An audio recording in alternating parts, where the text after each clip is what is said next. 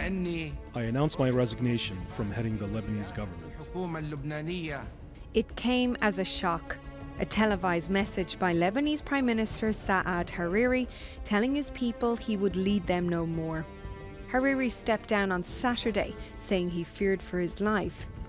His father, also a former Prime Minister, was killed in 2005. His death widely blamed on Hezbollah. We are living in a climate similar to the atmosphere that prevailed before the assassination of martyr Rafiq al-Hariri. I have sensed what is being plotted covertly to target my life. The 47-year-old billionaire blames Iran and its ally in Lebanon, Hezbollah. It's no surprise that Hariri made the announcement during a visit to Riyadh, given Saudi Arabia is Iran's fiercest foe.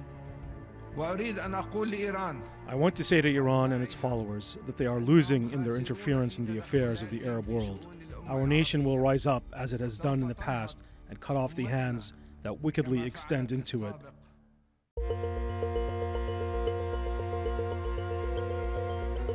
But Hezbollah doesn't buy Hariri's reason for giving up power. The resignation was a Saudi decision dictated to Prime Minister Hariri, so he was forced into it. The resignation wasn't his intention, desire, or decision. Israel is also skeptical about Hariri's decision, but for a different reason. Hezbollah took over, which means Iran took over. And I think this is a wake-up call for everyone. It says what the Middle East is really experiencing. It's experiencing the attempt of Iran to conquer the Middle East, to dominate it and subjugate it. Regardless of who's behind the resignation, people in Lebanon seem bewildered. Even Hariri's MPs say they didn't see this coming. The Prime Minister took over in December for a second term, after leading the country between 2009 and 2011. He promised a new era for a nation stuck in a political rut without a government for 2 years.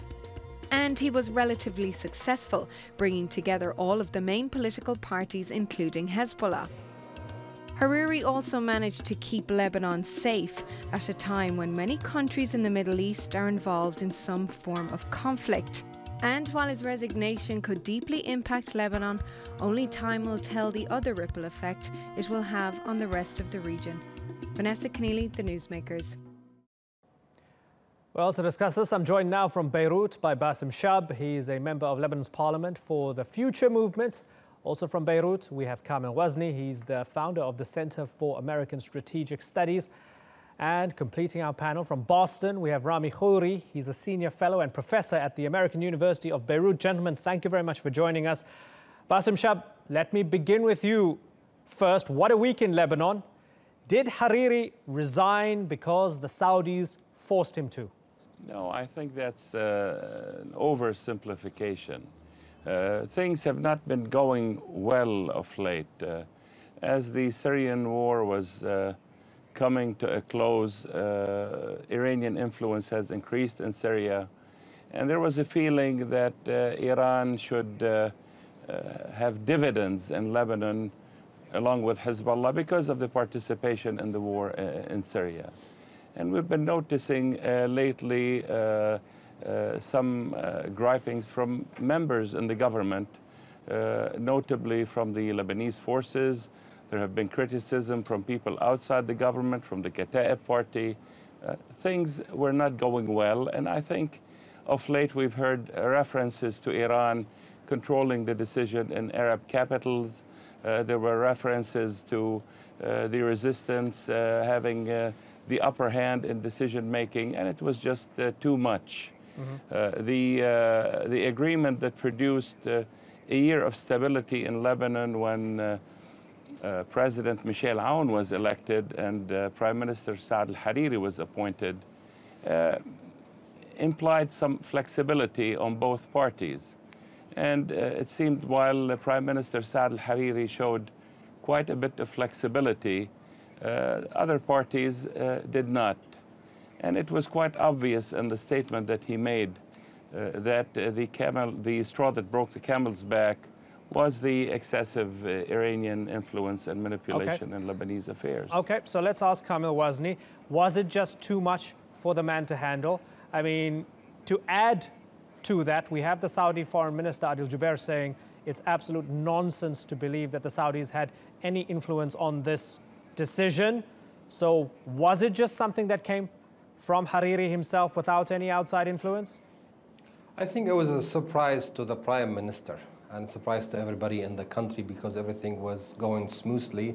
I was attending a conference just a week ago and he was talking about investing about 21 billion for infrastructure in the country. The all political party in Lebanon were in consensus to start a new beginning for the country. There was no whatsoever any hint that there is something is going wrong.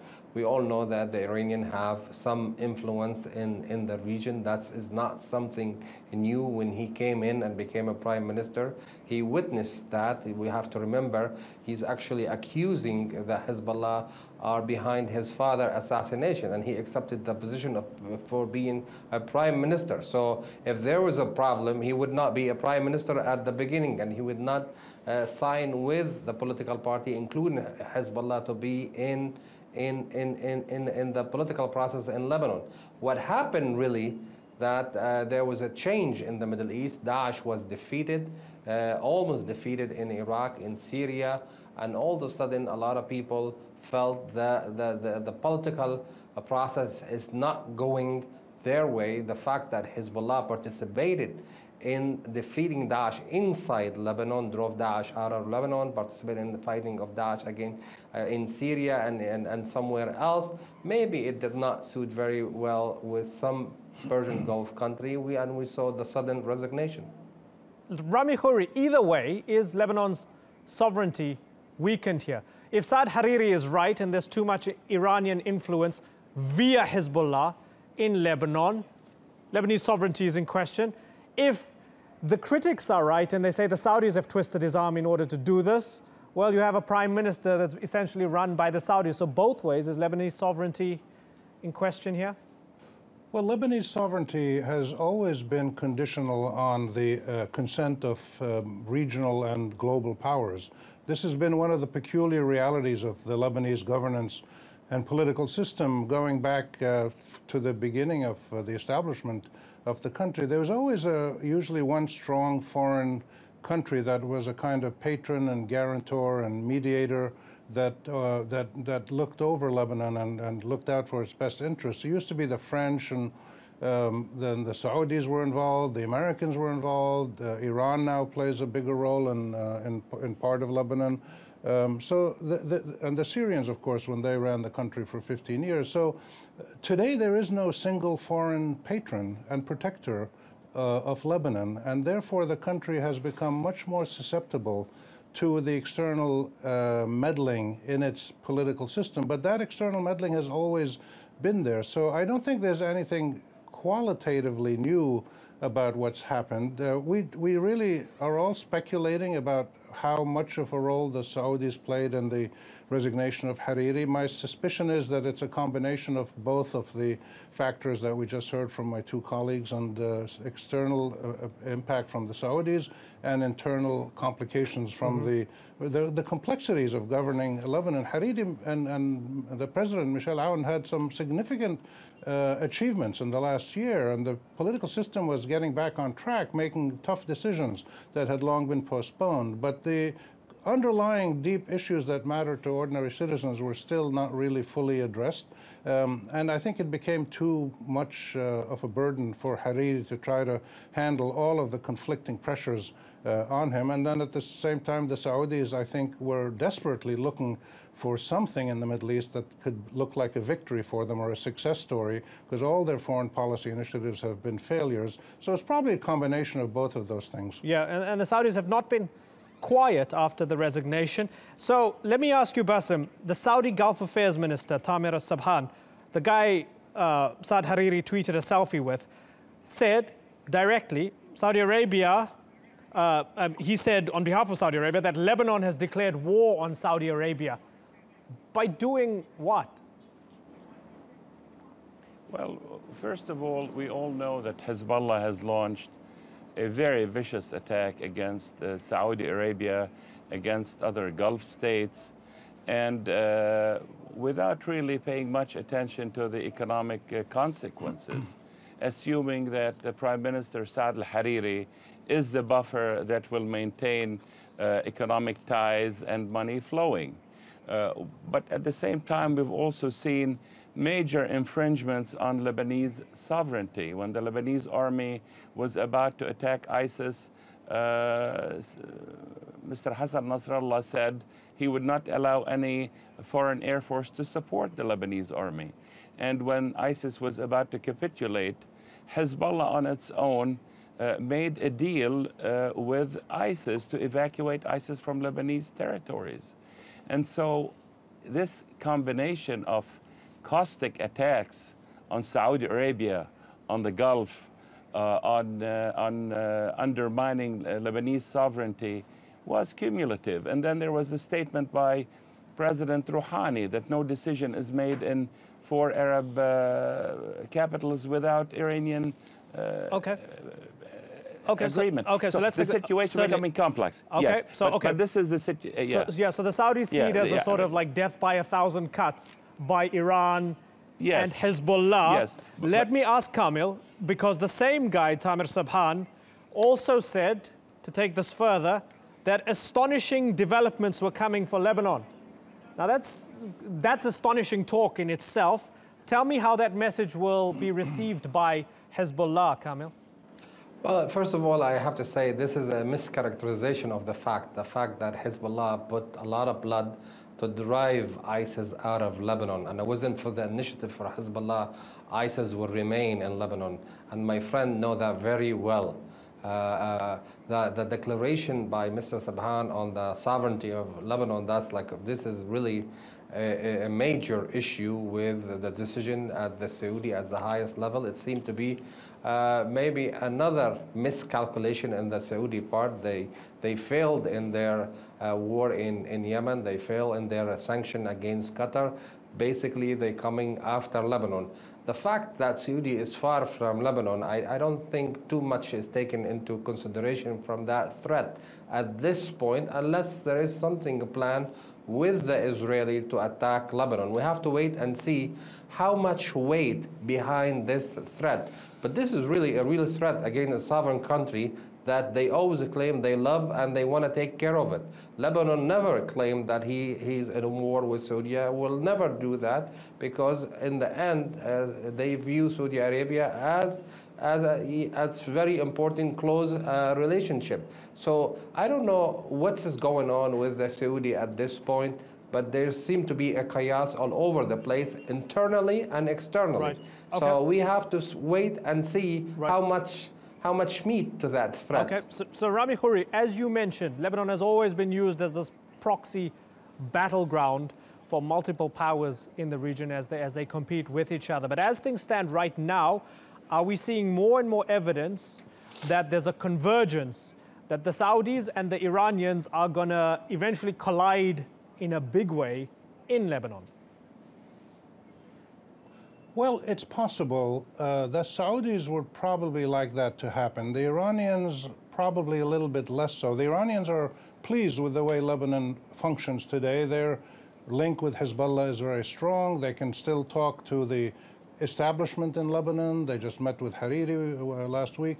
But most importantly, I don't think the Lebanese people will allow this to happen, or the political system. Something very important happened in Lebanon in the last 10 years or so, since the Syrians were driven out, which is there has been a slow reconfiguration, strengthening, revitalization of domestic political governance capabilities, especially in the police, the armed forces, the intelligence, and the judiciary in dealing with political and terrorism and security issues. Lebanon is much stronger in that sense now. And the Lebanese political elite have clearly made it known that they're not going to get back to another civil war.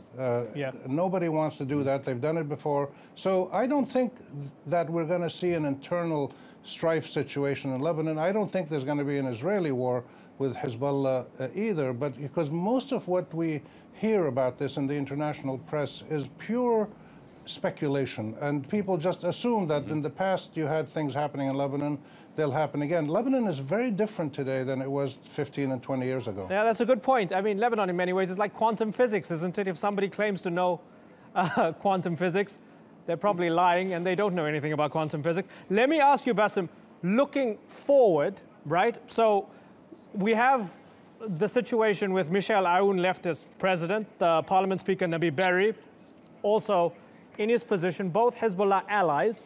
So what's the next step here? Who do you think needs to be the next prime minister to restore the balance to the force?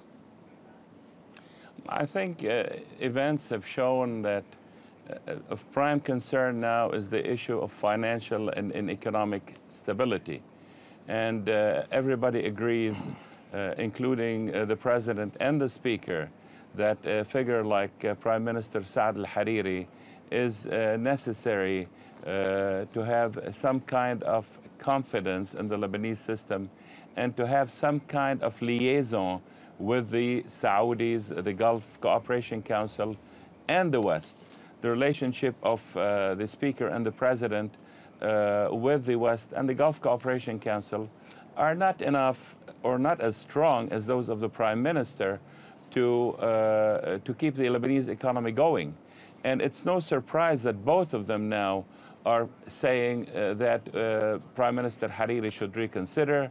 And I think if there is a resignation and the Constitution calls for consultations by the President, it's most likely that the Parliament will name again Mr. Saad Hariri to be the next Prime Minister. And if he takes it, Bassem, I wonder what you think of Al-Akhbar's front page recently. Did you see it with the image of Saad Hariri and the depiction of him as the hostage? That's what they're calling him. I mean, he's saying there's too much Iranian influence, there's too much Hezbollah influence. If he's to be believed, they hold the levers of power right now. That's how they see him. They see him as a hostage of Saudi Arabia and the Gulf countries, and I guess if you take that further, the West and the United States. How do you feel about that? Well, it is funny that those who were the most critical of Prime Minister Saad Hariri are the ones who are now shedding tears. And the other thing, this is to detract from the main issue. The main issue that the agreement on which the president and the prime minister had agreed to work included Lebanon being dissociated from regional axes and neutralizing Lebanon politically. The major issue is Lebanon has gone in the direction of the axis of resistance and will have ramifications economically. This is the main issue that Jarit al-Akhbar doesn't want to expose, that there is an undue influence that is harming the country economically, politically, and isolating it with respect to its natural allies, the Gulf Cooperation Council and the West. Are those your natural allies, Kamil? But basically, when we look at the situation, my estimate that Mr. Hariri is a victim of what is taken with the extremists in the Persian Gulf. This Persian Gulf countries is divided among themselves. The country in Saudi Arabia, it seems, is divided against itself. We don't know what the outlook for Saudi Arabia. They taken the pressure against Saad al-Hariri, and they take him as a hostage. Basically, he's really a hostage to the extremists that they want him to corner in a position against Iran and against Hezbollah, where he actually, a year ago, he decided to make peace and enter into a political process into Lebanon. As far as the political picture, we have to remember that Lebanon is a democratic state, and we have consultation, and we like to see Mr. Hariri come back as a prime minister. He has been good to the country. I'm sure he will be good again for the country. But the way the influence of the Saudi has gone too far to undermine the security of the country to the level of a threat that a minister in Saudi Arabia, he actually threatened Lebanon with a war. That's absurd.